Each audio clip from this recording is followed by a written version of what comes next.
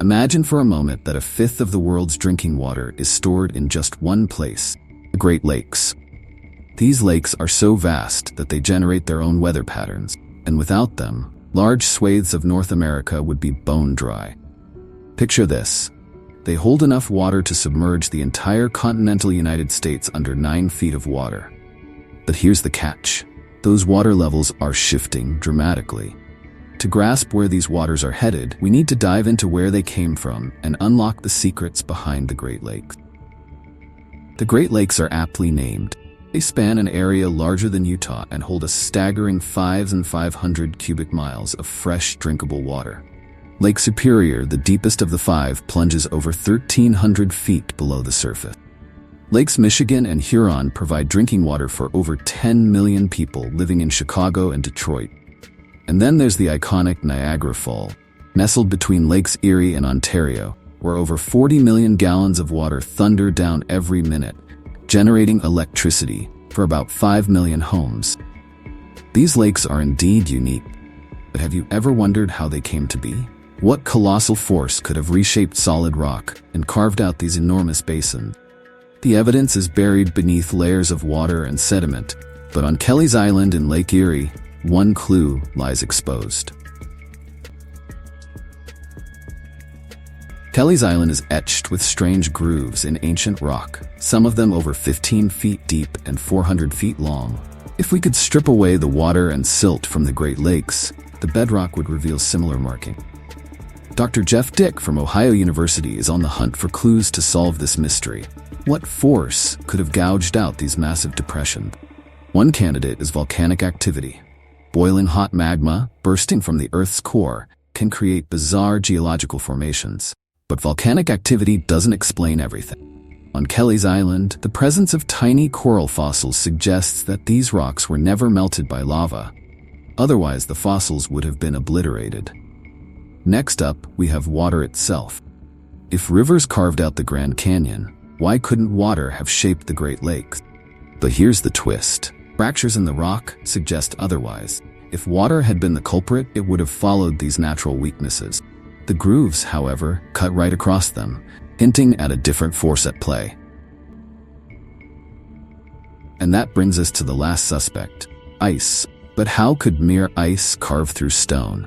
For answers, we head to Iceland, home to the Vatnajökull Glacier, the largest ice sheet in Europe. Imagine a glacier so massive that its weight alone, 2,000 pounds per square inch, can crush everything in its path. Yet ice alone isn't tough enough to carve rock. It needs something extra. Rocks and stones embedded in the ice. This dirty ice turns into a massive sheet of sandpaper, grinding and scouring the landscape.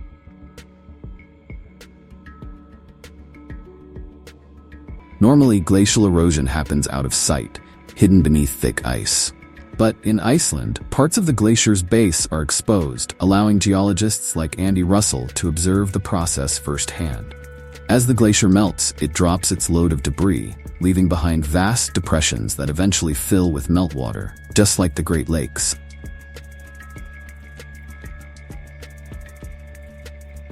But how do we know a giant glacier once covered the Great Lakes? Scattered across the landscape are erratic boulders, massive rocks that don't belong. These boulders, some found near the shores of Lake Ontario, were dragged across the land by a glacier and then abandoned when the ice melted. The proof is in the rocks on Kelly's Island. Fossil evidence shows that the water was once much colder, pointing to the presence of a glacier up to 2 miles thick, Laurentide ice sheet. For over 1 million years, this behemoth advanced and retreated, gouging out the 5 enormous lake basins we see today. But when exactly did the Laurentide Glacier melt? And when did the basins fill with fresh water? Clues lie in sediment cores taken from the bottom of Willoughby Bog, between Lakes Erie and Ontario. These cores, made of mud, pollen grains, and sediment, reveal that water was present at least 9,000 years ago. But beneath this layer is one even older, the very first layer deposited in the water. Why were the early lakes lifeless, devoid of the rich ecosystems we see today? To answer that, we return to Iceland, where the base of the glacier reveals a newly born lake, cold and dead, just like the early Great Lakes. These proglacial lakes were harsh, with little light and virtually no life. But the lakes didn't stay dead. Over thousands of years, as the glaciers melted and the water warmed, the sediments settled and life began to thrive. Yet, there's one last puzzle to solve.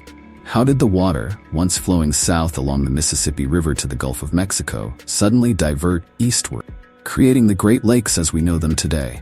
The answer might lie in a cataclysmic event: a comet impact. Geologist Alan West, investigating on the shore of Lake Michigan, finds tiny carbon grains, some embedded with millions of microscopic diamonds.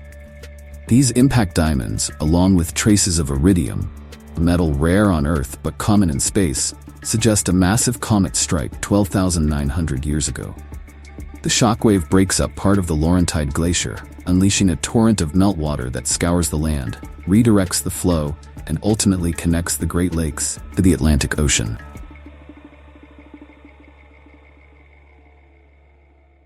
The evidence might be circumstantial, but one thing is clear. The history of the Great Lakes is one of dramatic change, shaped by forces beyond our control. From the ancient ice sheets to the powerful forces of nature, these inland seas have a story to tell, one that continues to evolve, just as the lakes themselves do.